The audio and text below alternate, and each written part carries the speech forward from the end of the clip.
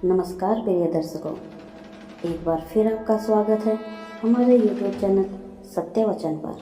प्रिय दर्शकों, आज फिर मैं एक नई और ज्ञानवर्धक कहानी लेकर आपके सामने हाजिर हुई हूँ। तो प्रिय दर्शकों, आज की कहानी एक सच्ची घटना है और भगवान भोलेनाथ की कृपा से भरी हुई है, इसलिए आज की कहानी को अधूरा छोड़ने की गलती ना कीजिएगा। इसलिए इस कहानी को पूरा और ध्यान से सुनिएगा ताकि आपको भगवान भोलेनाथ की कृपा प्राप्त हो सके और आपके जीवन में सुख समृद्धि आ सके। तो प्रिय दर्शकों, जो दर्शक हमारे चैनल पर नए आए हैं वो हमारे चैनल को सब्सक्राइब कर ले, बेल आइकन को ऑन कर ले और हमें अच्छे कमेंट करें ताकि हमारी आने वाली वीडियो आपके पास जल्दी पहुंच सके और आप उनका लाभ उठा सकें। तो प्रिय दर्शकों, शुरू करते हैं आज की कहानी, जीवन की सच्ची कहानी। एक 8 साल का बच्चा 1 रुपये का सिक्का मुट्ठी में लेकर एक दुकान पर जाकर पूछने लगा, क्या मुझे आपकी दुकान में ईश्वर मिलेंगे? दुकानदार ने यह बात सुनकर सिक्का नीचे फेंक दिया और बच्चे को गुस्सा करने लगा और अपनी दुकान से निकाल दिया। बच्चा पास की दुकान में जाकर 1 रुपये का सिक्का लेकर चुपचाप खड़ा रहा।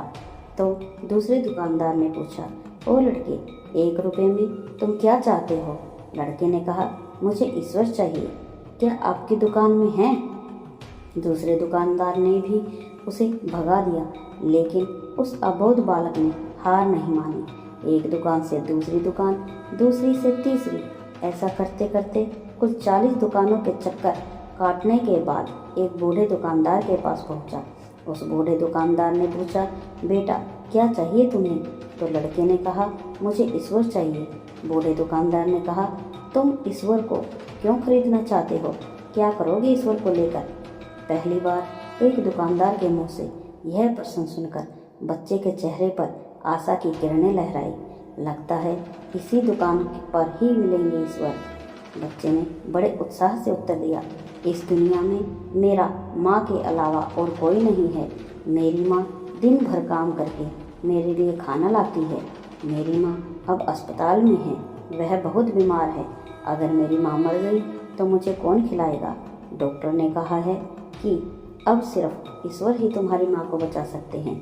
क्या आपकी दुकान में ईश्वर मिलेंगे? तो बूढ़े दुकानदार ने कहा, हाँ मिलेंगे। कितने पैसे हैं तुम्हारे पास? बच्चे ने कहा, सिर्फ 1 रुपया। कोई दिक्कत नहीं है, 1 रुपये में ही ईश्वर मिल सकते हैं।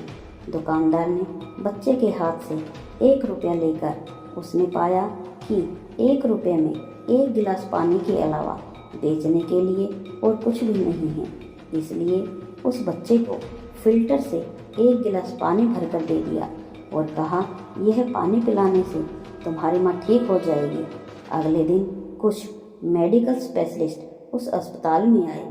बच्चे की माँ का ऑपरेशन हुआ और वह बहुत जल्दी ही स्वस्थ हो गई।